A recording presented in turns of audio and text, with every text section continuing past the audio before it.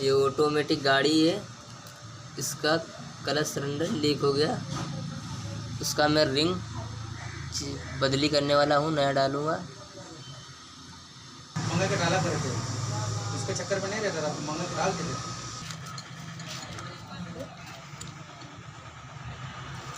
Connection लो छोटे।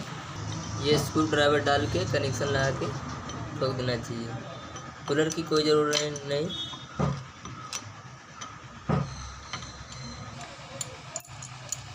निकालो। ये नया सिलेंडर है, किट इसका है। किट आता है। ये कितने का गोविंद भाई आता है? कितने? 5,030 का। MGP original. अच्छा, MGP का ओरिजिनल।